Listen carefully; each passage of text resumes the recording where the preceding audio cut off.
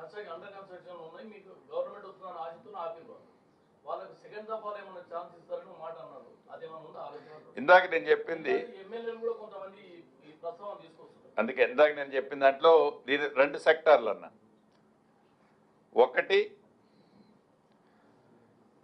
గత ప్రభుత్వం కాంగ్రెస్ ప్రభుత్వం ఉన్నప్పుడు ఇందిరమ్మ ఇళ్ళు ఇస్తే ఆ ఇందిరమ్మ ఇళ్ళకి సంబంధించిన దాంట్లో సిమెంట్ బ్యాగ్స్ తీసుకోను, ఒక 5,000 రూపాయలు డ్రా చేసుకోను, ఫౌండేషన్ కట్టి ఆ ఫౌండేషన్ మీద మళ్ళీ ఏదో ఒక చిన్న రేకులు పెట్టుకొని నివసించే వాళ్ళకి ఆ ఫౌండేషన్ మీద ఇవ్వాలన్నది నా వ్యక్తిగతంగా పాజిటివ్ థింకింగ్. గృహజ్యోతి ద్వారా 2023 నవంబర్లో మోస్ట్లీ అక్టోబర్ ఎండ్లోనో వాళ్ళు 3,000, 3 లక్షలు, 3,50,000 అని చెప్పి కొంతమంది సర్టిఫికేట్లు ఇచ్చారు. రాష్ట్ర వ్యాప్తంగా 10,000, 11,000 మందో ఫౌండేషన్లు కట్టుకొని ఇందులోకి ఎలక్షన్ రిజల్ట్స్ వచ్చిన తర్వాత ఆపేశారు. వాళ్ళకి సంబంధించిన దాంట్లో బేషిజార్నికి పోకుండా అది బిట్వీన్ 400 to 600 లోపు ఉంటే దానికి కూడా ఫౌండేషన్ అమౌంట్ తీసేసి ఒక అమౌంట్ ఫిక్స్ చేసి ఇవ్వాలన్నది రెండవది. ఇక మూడవది మీరు చెప్పిన టైపులో ఈ 2 కాకుండా వారు వ్యక్తిగతంగా స్టార్ట్ చేసి అర్హులై ఉండుంటే ఫౌండేషన్ కట్టుకొని ఉంటే తప్పకుండా వీటితో పాటు వాటిని కూడా యాడ్ చేస్తున్నాం.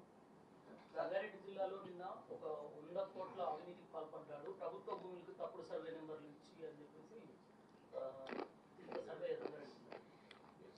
ఏదైతే ఈ ప్రభుత్వ అధికారులు ఏదైతే అవినీతి జరిగిందని రైడ్లు జరుగుతున్నాయి అనేది ఉందో ఈ ఏసీబీ అనేది రాష్ట్ర ప్రభుత్వం సంబంధించిన సంస్థ. వివిధ సెక్టార్లో వచ్చిన ఇన్ఫర్మేషన్లను బట్టి అది ఏఐ కావచ్చు, టెక్నికల్గా డెవలప్ అయిన సెక్టార్ నుంచి వచ్చే ఇన్ఫర్మేషన్ బట్టి డెఫినెట్గా అది ఏ సెక్టార్లో ఎవరు దాని మీద యాక్షన్ తీసుకోవాలంటారో రాష్ట్ర ప్రభుత్వమే అక్కడ ఫార్వర్డ్ చేస్తుంది. అంటే ఇది పారదర్శకత ఈ రాష్ట్ర ప్రభుత్వాన్ని. నా ప్రభుత్వంలో ఉన్నా లేకుంటే రెవెన్యూ స్టాండ్ సర్వే నాది కాబట్టి వాడు ఎంత తప్పు చేసినా నేను ఉపేక్షిస్తున్నాను, అది ఎంత పెద్దోళ్ళు ఉన్నా తప్పకుండా దాని మీద చట్టం పని అది చేసుకుపోయే దాంట్లో పారదర్శకత కోసం ఈ ప్రభుత్వం పనిచేస్తుంది.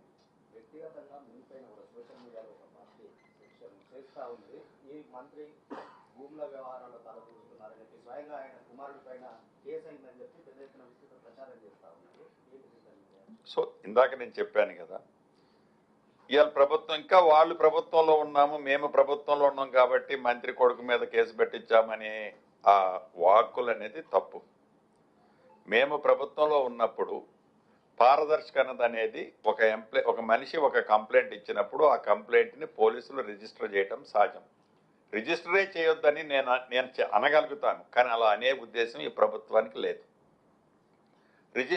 రిజిస్టర్ అయిన తర్వాత తప్పకుండా దాని మీద నిజ నిర్ధారణ చేసి అధికారులు తన తప్పుంటే నా కొడుకుండని నేనుండని ఇంకొక వ్యక్తి ఉన్నాయి శిక్షకు అర్హుడు.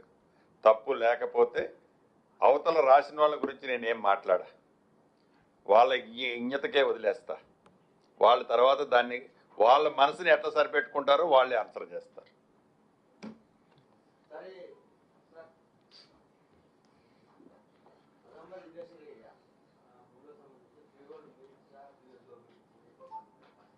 అన్న